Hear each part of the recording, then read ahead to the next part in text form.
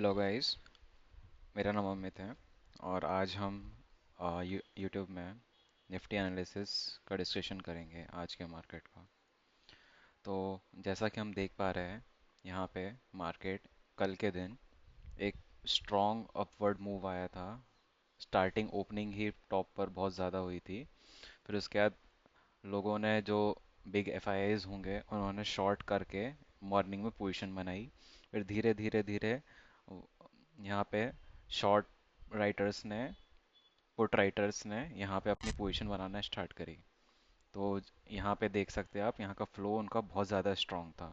जहाँ पे उन्होंने देखा कि ये लिक्विडिटी स्वीप, यहाँ पे आप जैसा देख सकते हैं, यहाँ पे मैंने हॉरिजॉन्टल लाइन खींची है, यहाँ पे प्रॉपर ब्रेकआउट हुआ।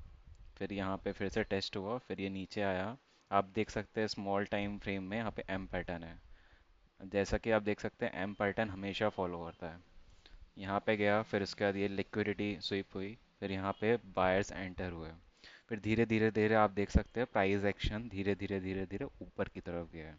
फिर यहाँ पे at the end of the day market ने स्ट्रॉन्ग ब्रेकआउट से क्लोजिंग नहीं दे पाया, लेकिन क्योंकि यहाँ पे कॉल राइटर्स यहाँ पे आ गए थे एट द एंड।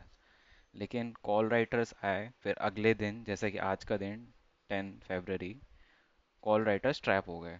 तो वो कॉल राइटर्स आप देख सकते हो स्टार्टिंग 5 मिनट्स की कैंडल में वो यहाँ पे निकल गए।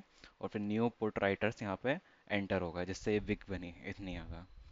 तो जैसे कि ट्रेंड ही पॉजिटिव था और trend is your God. So don't मतलब आप ट्रेंड को हमेशा फॉलो करो।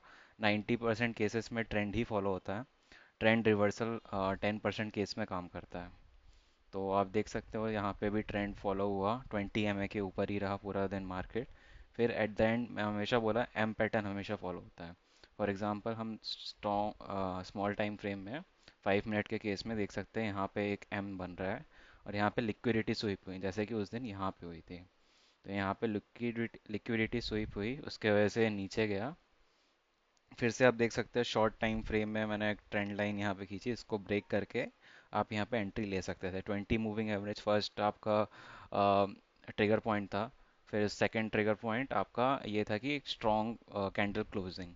तो आप यहाँ पे या फिर इन बिटवीन यहाँ पे एंटर कर सकते थे। फिर आप आपका टारगेट यहाँ पे होना चाहिए था, ये last swing.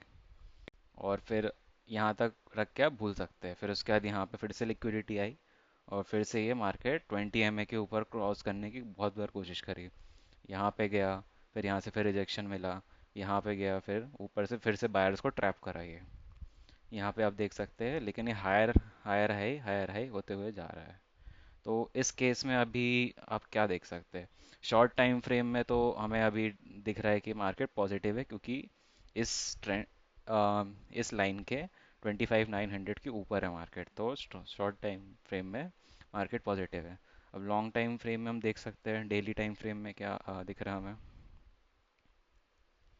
Daily time frame में हमने ये दिख रहा है कि मार्केट यहाँ पे एम पैटर्न बनाया, फिर ये नीचे गया, फिर से ये लिक्विडिटी यहाँ पे स्वीप हुई, फिर से ये ऊपर गया।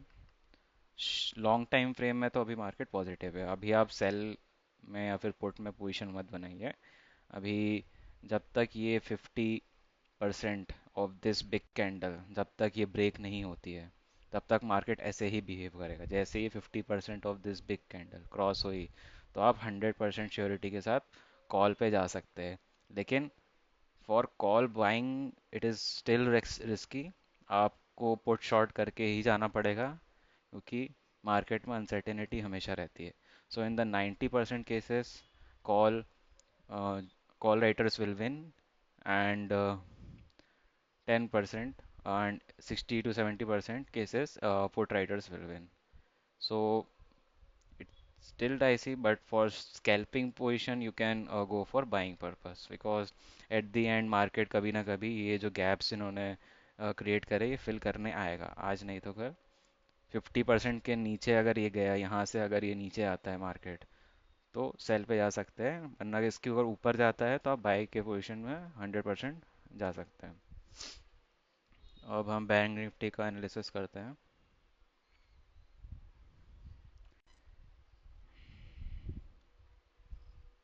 ओके। वो बैंक निफ्टी तो भाई पूरा ही कल के दिन इतना टॉप पे खुला, कॉल शॉर्ट यहाँ पे करा लोगों ने। मतलब रिटेलर्स तो नहीं करेंगे लेकिन बिग फाइनेंशियल इंस्टीट्यूशंस यहाँ पर आए, उन्होंने शॉर्ट करा। और धीरे धीरे अभी सेम पोजीशन में, तो अभी जब तक ये साइडवेज है तब तक हम कुछ नहीं बोल सकते। ओवरऑल मार्केट में जैसे निफ्टी में एम पोजीशन बना था, यहाँ पे भी एम पोजीशन, थोड़ी लिक्विडिटी स्वीप हुई और थोड़ा सा एक डायरेक्शनल व्यू मिला नीचे। अभी नेक्स्ट हम क्या कर सकते हैं, अगर ये 20 मूविंग एवरेज ऐसे ही नीचे जाता रहा और ये वाला लेवल अगर ये तोड़ता है इसके नीचे, तो आप सेल पोजीशन लेके टारगेट यहाँ तक का ले सकते हैं। और लॉन्ग टाइम फ्रेम में अगर आप देखा जाए तो अभी भी इसने एक रेंज अपनी क्रॉस ब्रेकआउट करी है यहाँ से 60,100, जो कि एक अच्छा सिनेरियो है। लेकिन एफआईएस को पता है कि रिटेलर्स यहाँ पे घुसेंगे, तो हो सकता है कि वो शॉर्ट पोजीशंस यहाँ पे बना सके। इसलिए take your trade at your own risk. This is just for educational purpose.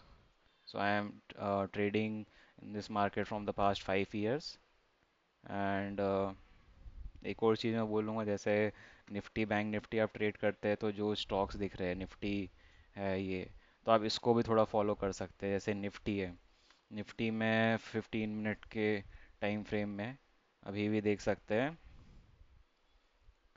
अभी भी रेंज में है ये। जब तक ये रेंज, ये ऊपर वाली रेंज यहाँ से और ये नीचे वाली रेंज ये नहीं तोड़ता, तब तक हम कंफर्म नहीं है अभी क्या हो सकता है। और गिफ्ट निफ्टी देखा जाए तो अभी भी वैसा ही है।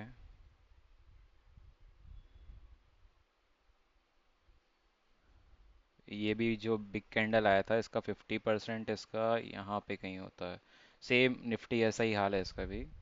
तो सेम इसमें भी आप देखिए इनडिसिसिव कैंडल बन रही है हर जगह।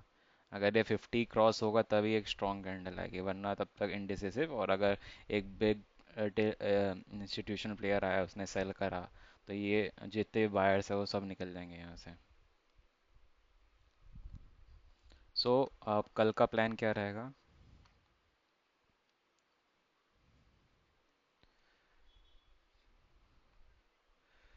कल का हमारा प्लान रहेगा, सो ये जो डे हाई है और डे ये लो है यहाँ का क्लोजिंग कैंडल में, अगर ये स्ट्रॉन्ग क्लोजिंग इसके ऊपर करता है तो हम बाय साइड का ट्रेड लेंगे। अगर स्ट्रॉन्ग क्लोजिंग अगर इसके नीचे लेता है तो हम सेल साइड का ट्रेड लेंगे।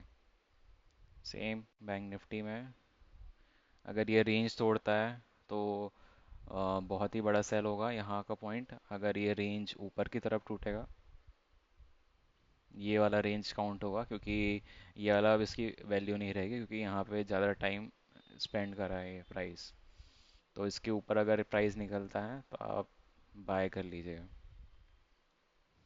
So that is from my side, आज के लिए इतना काफ़ी है। और कुछ लगे तो आप कमेंट कीजिए, मैं आपको हेल्प करूँगा।